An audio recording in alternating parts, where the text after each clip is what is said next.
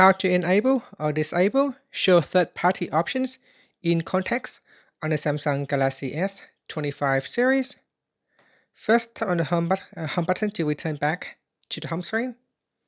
And from the home screen, swipe up to go into the apps screen. In here, open up the Contacts app. Next, we go back to the contact list page. And from here, tap on the More button.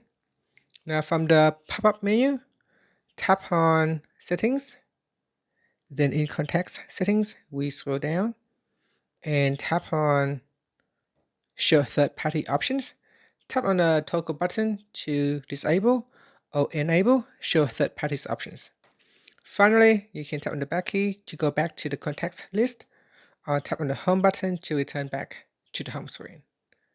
And that's it. Thank you for watching this video. Please like and subscribe to my channel for more videos.